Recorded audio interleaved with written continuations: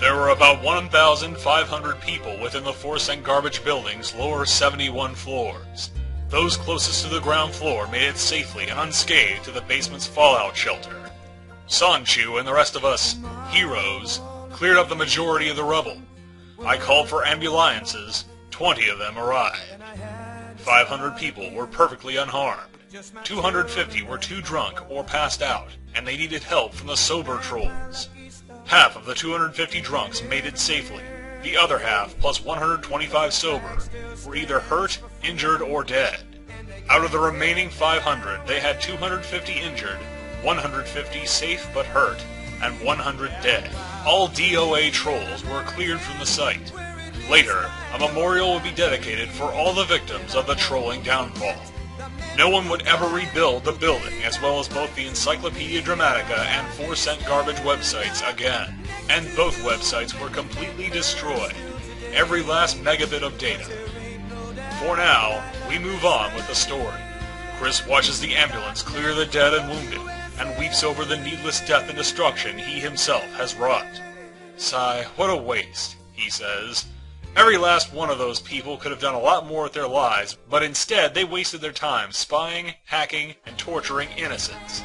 That TMZ show was no better either. Tabloids. Yes, agrees Sonichu.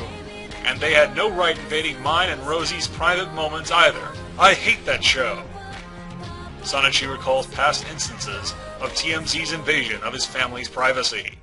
Once, while watching Rosichu on the toilet, a TMZ camera appeared from behind the shower curtain. Jeez, says Rosichu. Can a girl even put in a tampon without being tabloided or exploited? On another occasion, he and Rosichu were preparing to engage in intercourse.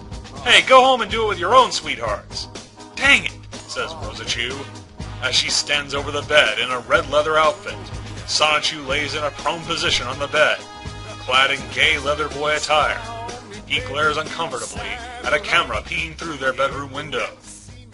On a third occasion, TMZ cameras observe Robbie Sonny, Sonichu's son, as he played with a toy truck in a sandbox. Unsure how to react, Robbie attempts to tell a story. This one time, I saw a lizard by a twee, and I whizzed on it. Heh. Is that good enough for you? Get those cameras off me, I'm just a kid. In the present, Magichan uses teleports in to join the others in Tennessee. Yo, Magichan, says Sonichu. Welcome back, says Chris. How'd the mission go? Successful, Christian, Magichan says.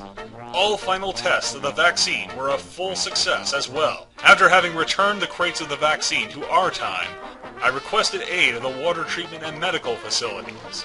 The 1,000 crates were transported in 50 Mack trucks. The vaccine would be later tested further over the next 6 months, then dispensed into the world's drinking waters.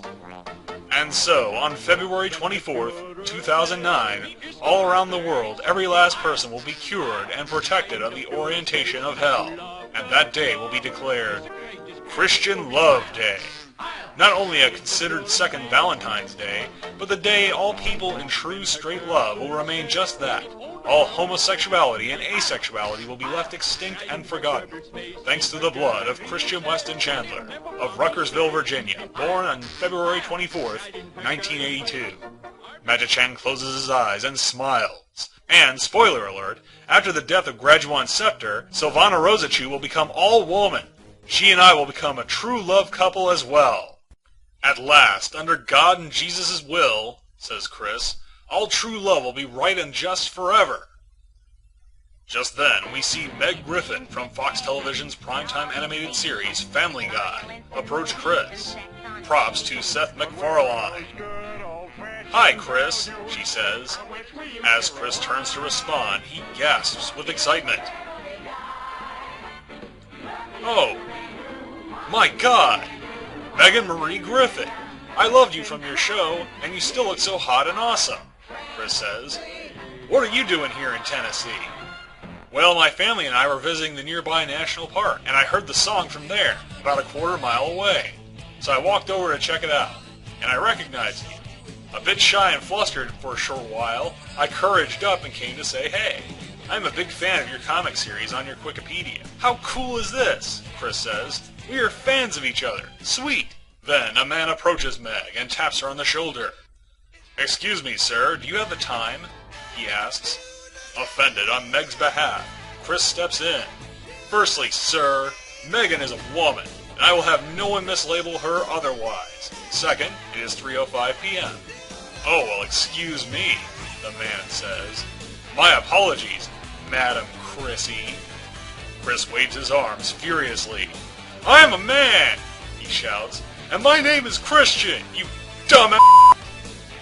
Enraged, Chris punches the man in the face, knocking out 2 of his teeth. Such gross mislabelings really grind my gears, he says. Impressed by Chris's overreaction, Meg pats him on the back. Wow, thank you for standing up for me like that. You are really strong. I was right to ignore the bad rumors. You are a good man. Thank you, says Chris. It is refreshing to be fully understood and appreciated. I feel like I have known you for years, Meg says, feeling his arms.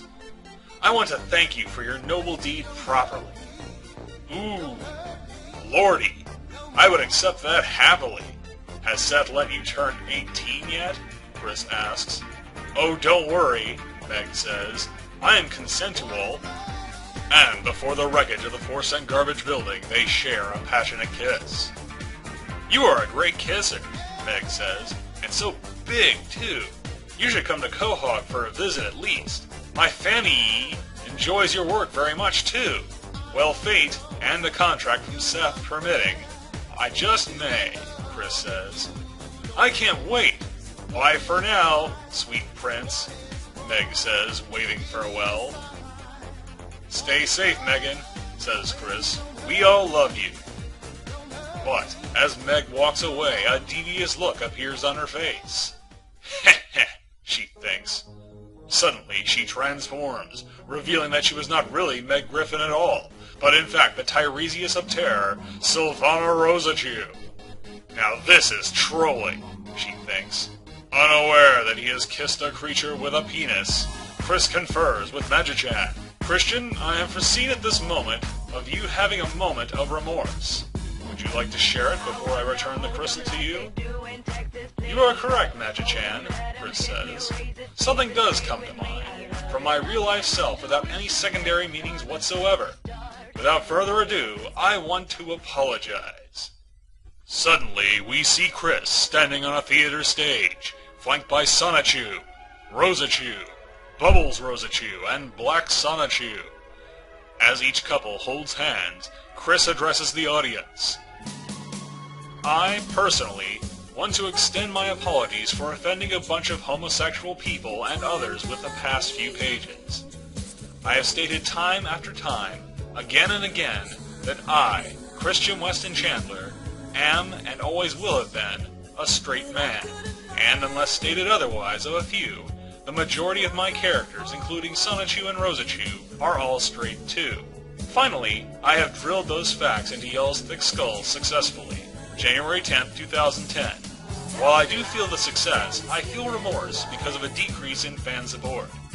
Regardless of y'all's own race, orientation, love us or hate us and troll us, I would probably ended this early book number 3 without your support and all. You all are what you all are, and I am heterosexual. I deeply apologize for offending y'all. Please do not leave me. I will draw and write what I appropriately will. Christian W. Chandler.